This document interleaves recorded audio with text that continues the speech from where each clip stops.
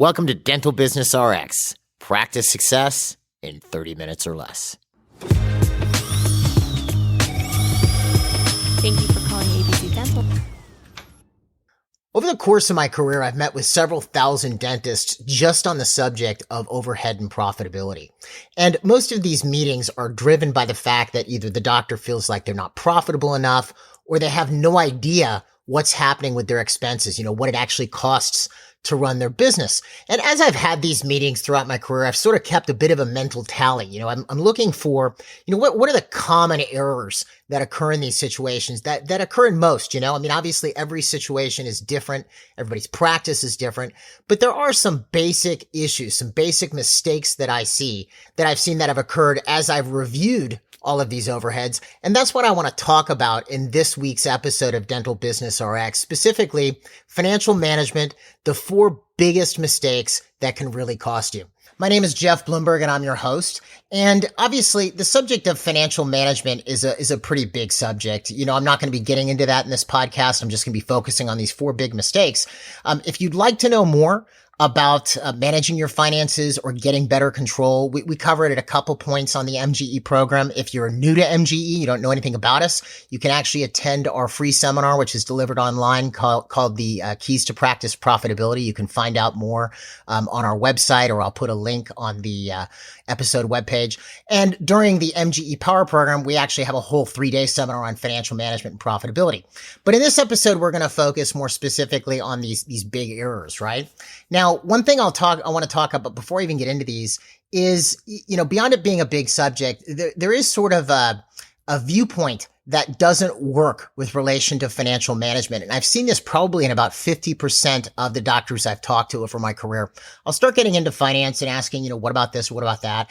And I get sort of this, it's like famous last words. I don't know anything about that. I know how to make money. I leave that to someone else to figure out.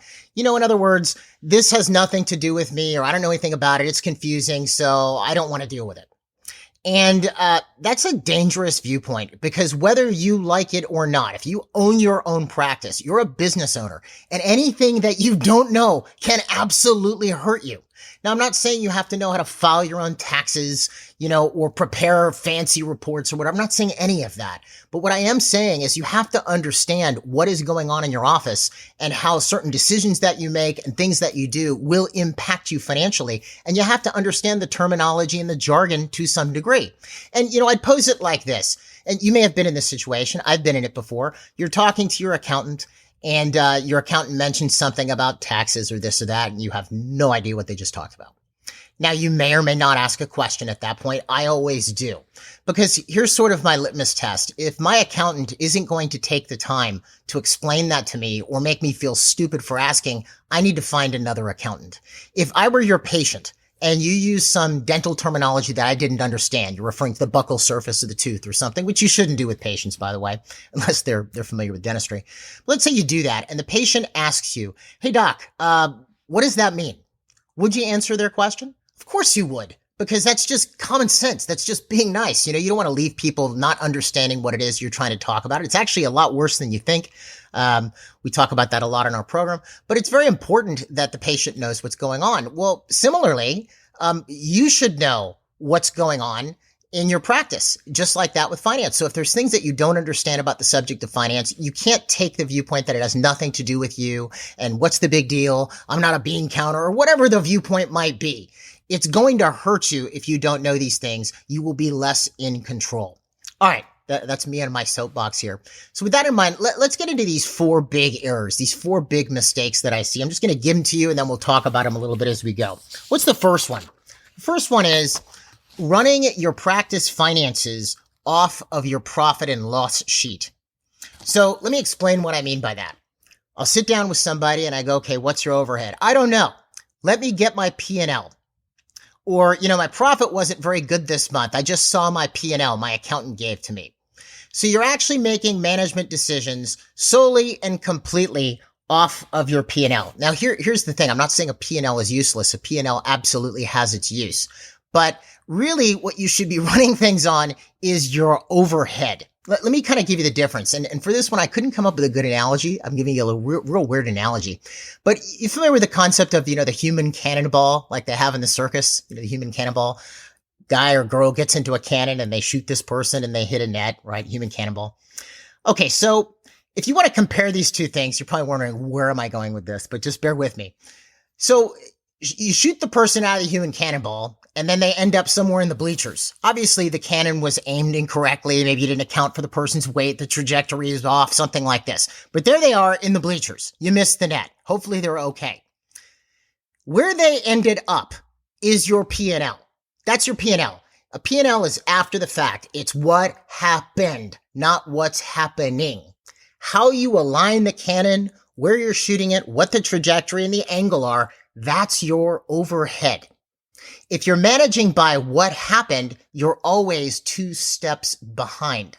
So again, a P&L has use. Hey, did we, you line the thing up, you figure out your overhead. So that's aligning the cannon and the trajectory and everything.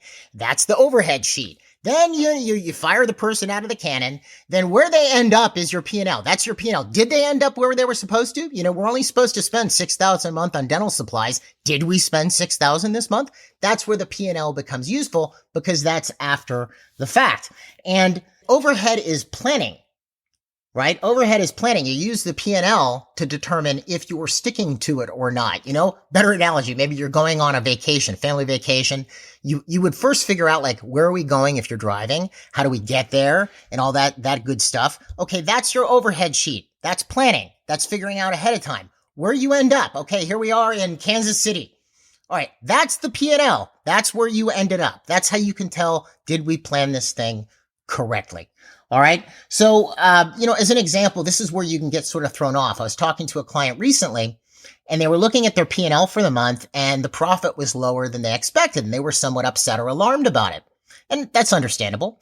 But then why was the P&L lower? Because what is a P&L essentially? It's just, what did you bring in and how much did you spend, right? That's your profit and loss sheet. I mean, there are other things that go on there or can go on there, especially once a year, but not important to get into right now. But it's essentially, what did we take in and what did we spend and how much did it cost, right? What is the bottom line? What's our net profit, right? And I could get into a whole explanation of this, but I'm not. But let's just keep it simple. How much did we bring in? How much did we spend? What's left over? So that particular month, this client had a good collections month, but they had a big expense. It was an expense that they only make once a year. Like $30,000 or $40,000 expense, but it was a yearly expense. Well, that month, that would affect the profit. The profit would look lower.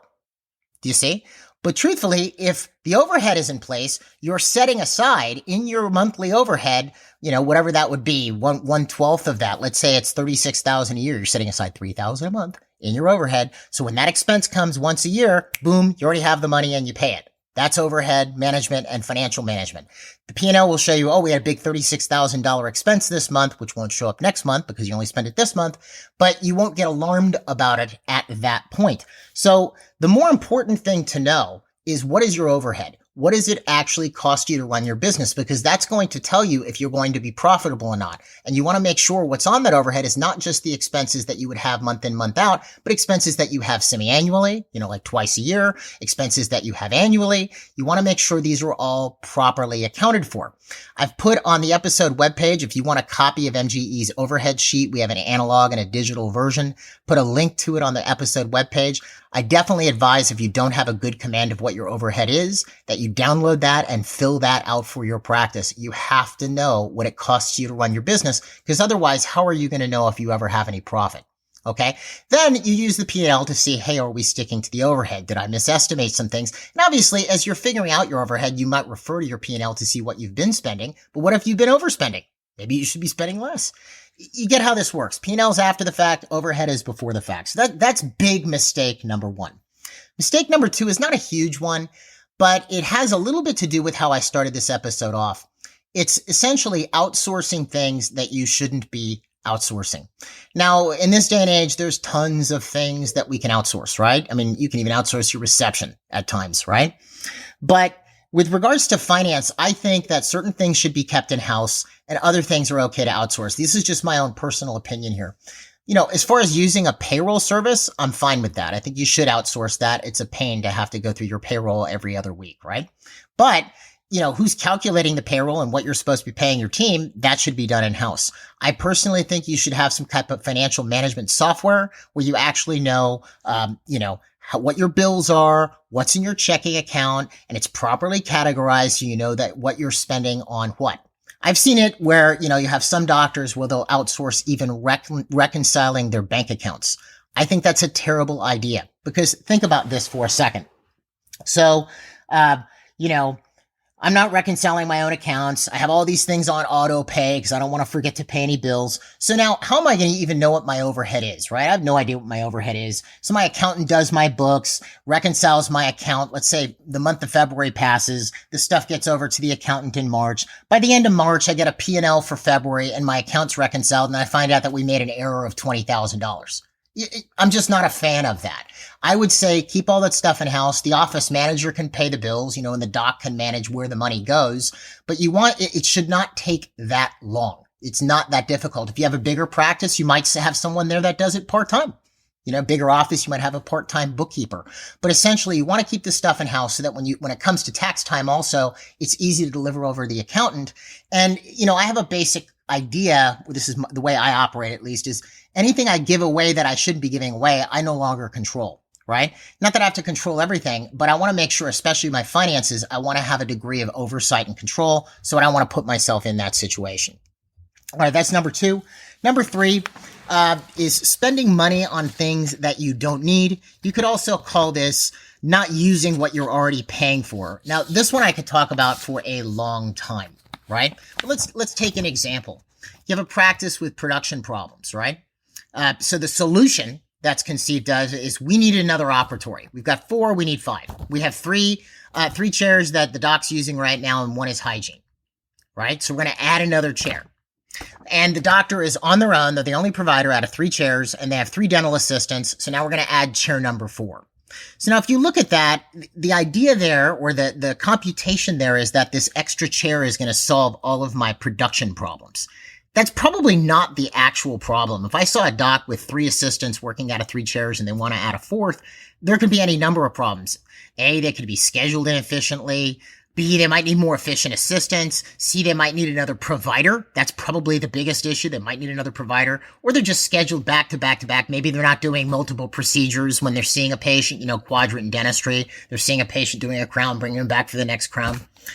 So they have a lot more traffic than they actually need, right? So this is where we're buying a chair when we don't actually need a chair. I've seen it with, Syrinx, cone beams, etc. When you buy something like this, I've seen offices that buy Syrinx that are doing only 3-4 crowns a month. And the idea is, well, if I buy a Syrinx, if I have the ability to do a same day crown, that's going to be a huge marketing tool. I've even seen postcards come in my mail as a consumer that says Syrinx on it. I mean, I know what one is, but I guarantee you 90% of the populace has no clue what a Syrinx is or what a cone beam is. They have no clue. And that isn't a selling point for them. So the fact that you have that extra chair or that extra piece of equipment isn't going to magically raise your revenue. You have to figure out, do I actually need this thing? If you want to buy a cone beam, you might want to take a look at, well, how many cone beams would you do a month? Are you referring them out? Are you referring these CAT scans out? Are you not doing them in-house? And how many are you referring out? And would that cover the lease payment? You want to, in other words, or with crowns, with a Syrinx, how many crowns am I doing a month? How many would I do with a Syrinx? Oh, I do like 30 or 40. Well, that's a good deal. You want to figure out what the financial impact of this thing is going to be before you buy it, right? Which is kind of getting into my next point here. But another area where you see things completely underutilized is with hygiene. You might have, we talked about this in prior episodes, your hygiene area. You might have a practice with thousands of charts and 3 days of hygiene. So they're spending tons of money on marketing, which I think you should. It's always good to have a good flow in new patients. I'm never going to tell you not to do that. But if you've got 3, 4, 5,000 charts, you should have multiple hygienists working full time. Where are all these people? You spent all this money to get them in. Where'd they go? So you're not using what you already have. And the last point I'd mention here is, let's say you have a practice, and I've seen a lot of offices like this with a lot of traffic. There's a lot of patients and there's a lot of PPOs, possibly some HMOs. And the office is doing a lot of $700 crowns. In those cases, you might want to take a look at, especially if you've got that scenario where the doctor's running around on roller skates, should we start dropping some of these plans? Yes, it may lower your volume, but if you are skilled in what you need to know to run a private practice, you're going to be getting more money for the same amount of time. So you may lose volume, but you won't lose profitability. Again, we talked about that before too, but these are things that you would want to keep an eye on. Am I actually getting my money's worth for what I'm already paying for? And if I'm going to buy a major purchase, a new piece of equipment, a new chair, open up a new room, do I actually need it? And need and want are funny words. Okay. What does need mean versus want? I need air to breathe. I need water and I need food or I'm going to die. All right. I want nice jeans. I want a nice car. There's a big difference. But what's funny, when it comes to finance, you'll see people say things like, oh, we need a new computer. Well, do you really? Well, obviously, if it's broken and not working, you probably do. But I've seen, we need a new computer. This one's a little bit too slow. But that slow computer, helped you have a great month last month. I'm not saying that's the reason you had a great month, but it didn't slow you down. So need and want are funny when it comes to finance. So if you're going to look at something that's especially a major purchase, do you actually need it? And what are you going to gain by getting it? And will it at least pay for itself, if not make you some more profit? So that's point number 3, which is sort of linked to point number 4. Point number 4 is sort of linked to what we were just talking about, but it's making major financial decisions without determining their long-term impact. This is a biggie. I remember one client, this was way back in the day in my younger years. I remember going to visit him in his new office. This was back in the mid-90s, all right? And he went from a small practice, small office. He was very, very busy, maybe 3-4 chairs. Wasn't the most beautiful office in the world, but it was functional and very profitable. And he wanted to have, the dream office, right? This is block glass front desk. In his office, he had this, driftwood desk that was just beautiful. And he wasn't making any money. He went from making money to moving to a new office and not making any money. And obviously after the fact, there's not much you can do, right? But if he were to actually have taken a look at it, either A, he spent too much on the new practice. Maybe he didn't need that much practice, or B, he didn't need to move. He wasn't in a position, from what I can recall, where he was so, just pumped to the gills with volume that he had to move that office from where he was. So, if you don't sit down and game things out before you make a major financial decision and look at how is this going to play out this year, next year, or you have some bad data in your equation. If I add 3 chairs by moving, my statistics will go up. You get yourself into trouble. I remember talking to this doctor I was just mentioning, and he was wishing he'd never moved. And that's kind of sad because that office was just cutting edge. Obviously it's dated now, I would assume, but at that time, that thing was just beautiful. So, if you're looking at moving or making a large expense, you have to take a look. What makes you think you need to move? Maybe you do. Maybe you don't. It's a very expensive proposition in dentistry, right? So you have to take a look at, what is it you're trying to do? Maybe you're doing 100, 120 a month. Are you maxed out? Could you do more? Maybe there's an opportunity. Obviously, if you're going to move, sometimes there are opportunities that come along and you just don't want to pass them up. It's a great deal on the real estate or something like that, in which case, fine. But this is a bit of a tricky one that's difficult to do on a podcast because everybody's situation is different. If you have questions about this, you're about to make a major decision. Obviously, you are ultimately responsible for your own decision, right? We're not lawyers and we're not accountants. I'm not giving you tax or legal advice or whatever. And everybody is responsible for their own condition here, all right? But we are more than happy to help you and advise you on this. You can always contact us here. You can email me at jeffb@mgeonline.com. I'm happy to help. But if you're kind of in a position where you go, I don't know, is this a good idea? Is this not a good idea? Definitely check it out. We'd be more than happy to help you with it. Ultimately, you want to demonstrate financial discipline when you're making financial decisions. The numbers don't lie. Okay? All right. So those are the 4 big errors, the 4 big mistakes. Obviously, there is a ton to this subject. Beyond your overhead, there's planning that should occur for business money management, debt retirement, etc. We cover all that in our seminars here at MGE. But I wanted to at least give you a little bit of insight into this, something you can start thinking with as you're managing expenses. Obviously, profitability is especially at a premium right now in an inflationary environment. And if you want help with your overhead, obviously you can give us a call or you can email me at jeffb@mgeonline.com. And again, if you're new to MGE, you want to find out more and you're interested in the subject of overhead, you can check out our free seminar called The Keys to Practice Profitability. You can find the link here on the episode webpage. Folks, that's all I had for you this week. If you liked the episode, you want to hear more like this, please take a minute to subscribe or follow us, depending on the podcast platform that you're listening to us on. Also, we always appreciate your feedback, and we'll see you at the next episode.